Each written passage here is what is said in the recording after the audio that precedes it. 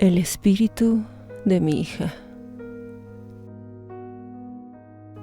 Si hay algo que no le deseo a nadie, es perder a un hijo.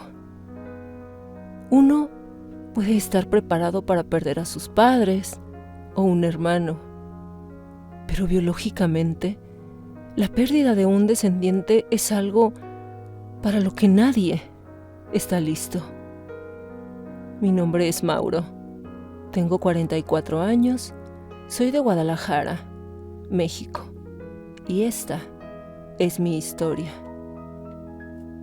Me casé con mi mujer cuando tenía 22 años y ella 20. Nos conocimos en la secundaria y fuimos nuestros primeros y únicos amores. Compartimos los mejores y peores momentos de nuestras vidas. Estudiamos, trabajamos, nos graduamos, compramos una casa y formamos una bonita familia. Melanie fue nuestra única hija, el amor de nuestras vidas. Una niña llena de amor, con los ojos de su madre y mi color de cabello. Nuestras vidas rebosaban de alegría en un sueño dorado. Pero todo cambió. Cuando Melanie cumplió 5 años, se enfermó. Habría sufrido una extraña infección pulmonar y a pesar de ser intervenida a tiempo, falleció en menos de 48 horas. Desde ese día, todo se oscureció para nosotros. Incluso hasta hoy nos cuesta sobrellevar la situación.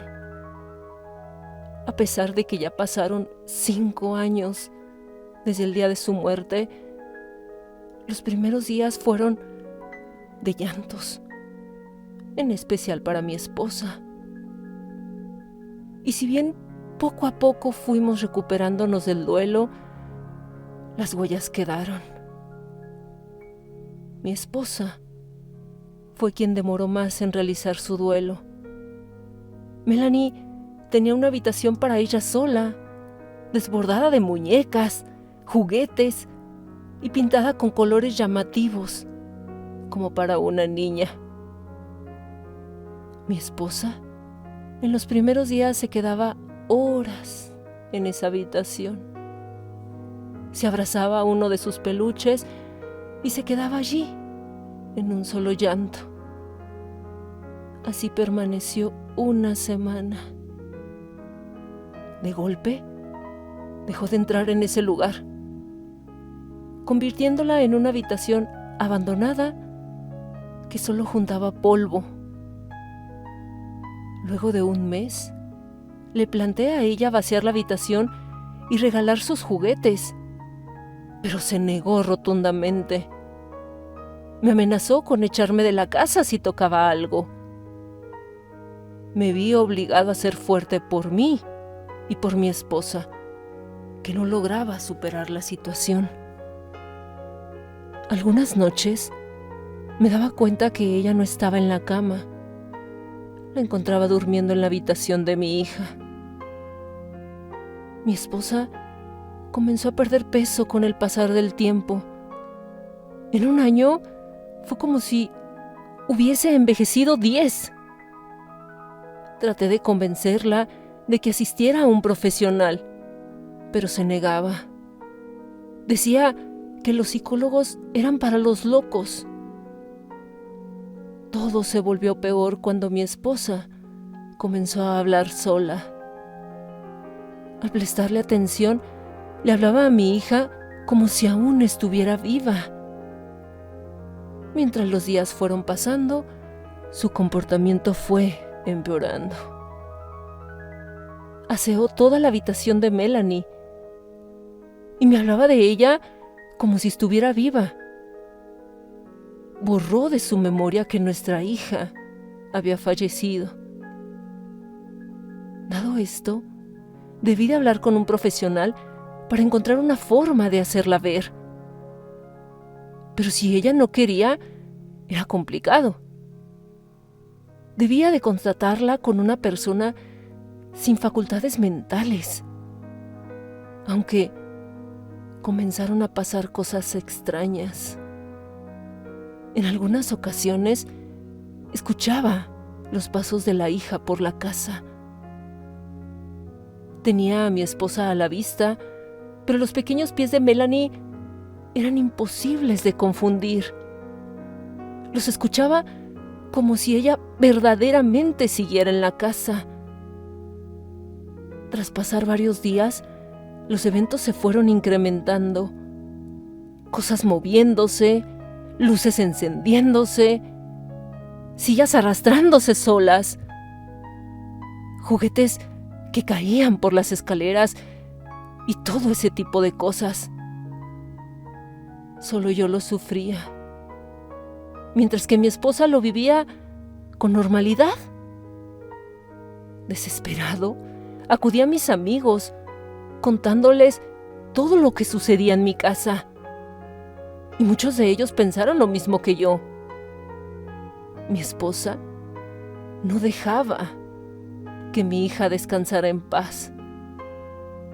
Uno de mis amigos más íntimos me presentó a un chamán de su confianza. Se trataba de un hombre que, para mi sorpresa, era más joven que yo. Siendo honesto, me imaginé un anciano, pero aquel sujeto, como mucho, tenía 30 años. Le planteé toda mi situación y estuvo de acuerdo conmigo. El alma de mi hija estaba en casa y la culpa era de mi esposa porque no se desprendía de ella. El chamán dio sus razones de por qué había que darle descanso.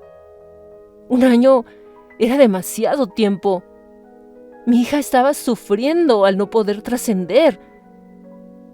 Y según este hombre, seguramente Melanie no era consciente de que no pertenecía ya a este mundo.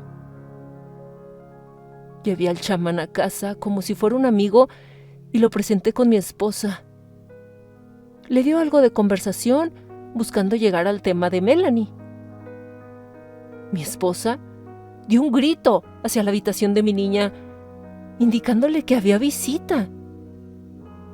El chamán me observó con atención y con una tenue sonrisa me brindó la confianza de que podía manejar eso. Desde la sala se escuchó rechinar una puerta. Un escalofrío recorrió por mi cuerpo, temiendo que pasara algo. El chamán se agachó y comenzó a hablar a la nada. Mi esposa observaba hacia el mismo lugar. Me hicieron sentir como si yo fuera el loco que no podía verla. El chamán notó mi nerviosismo y me pidió que tomara asiento. Mi esposa sirvió un refrigerio para todos y conversó bastante con el chamán, mientras que yo solo escuchaba. Me percaté que la conversación era guiada por este chamán. Llevaba siempre el tema en torno a la casa, a la familia y a mi niña. No sé bien cómo logró que mi esposa le ofreciera entrar a la habitación de Melanie. Cuando él entró, se detuvo en el medio de la habitación. Recorrió visualmente todo el sitio y suspiró. «Tienes que dejarla ir», dijo el chamán. Mi esposa comenzó a ponerse nerviosa. Me observó con una sonrisa nerviosa como si no entendiera de lo que le hablaba. Y ciertamente era porque no lo entendía. «¿A quién?», preguntó ella.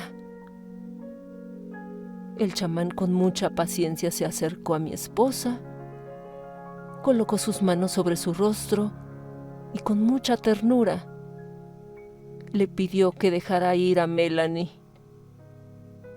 Mi corazón se empezó a hacer polvo cuando ella rompió en llanto. Mi esposa entró en ahogo angustiante. Fue la misma imagen que tenía de ella cuando nos enteramos de la muerte de Melanie. ¿Eres consciente de que Melanie falleció?, preguntó el chamán. Mi esposa no logró pronunciar palabra alguna. Asintió con un gesto de su cabeza y luego bajó su mirada. El chamán nos pidió que saliéramos de la habitación y lo dejamos a solas. Cerró la puerta, quedándose dentro, y mi esposa me abrazó desconsolada. A los minutos, el chamán salió. Nos pidió que pasáramos unos días fuera de casa, que lo necesitábamos. Pagamos un hotel por 3 días. Mi esposa pasó casi todo el día en cama, viendo televisión. No tocamos el tema para nada. Nunca me dijo qué era lo que veía, ni nada por el estilo. Simplemente todo fluyó con normalidad. Tras una llamada del chamán, me pidió que fuera a mi casa, pero sin mi esposa. Tenía que realizar un ritual para desprender a mi hija de nuestro hogar. Llegó a casa con 4 personas más, y en este caso, el chamán asistió vestido haciéndole honor a su título. Comenzaron con el ritual para que mi hija dejara la casa. Los nervios me jugaron una mala pasada y terminé en el baño vomitando.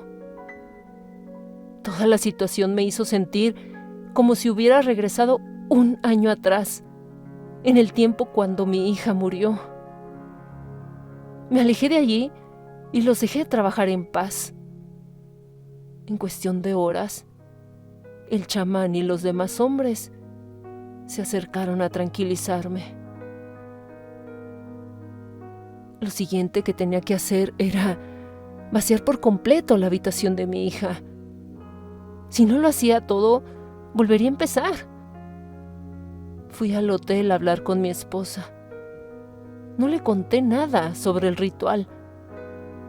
Simplemente le dije que la habitación de Melanie debería ser desocupada. Ella aceptó sin ningún pero. Incluso dijo que iría a vivir con sus padres por unas semanas para despejarse. Así lo hicimos. Mi esposa se tomó unas semanas, mientras que, con el apoyo de algunos de mis amigos, vaciamos por completo la habitación de Melanie. Me costó mucho desprenderme de sus cosas, pero fui consciente de que era lo más sano para todos. Con mucho dolor, en especial de mis amigos, prendí fuego a todos sus juguetes y su ropa. Uno de ellos me había insistido demasiado en donar las cosas, porque le parecía un crimen destruir todo. Pero no quise. No estaba dispuesto a arriesgarme de que mi hija se aferrara a alguna de sus cosas. No quería que ella volviera a sufrir, ni que otra familia pasara por un mal rato. Mi esposa regresó a casa. Revisó la habitación de Melanie, un espacio vacío y estéril. Aceptó ir a un psicólogo y poco a poco salimos a flote.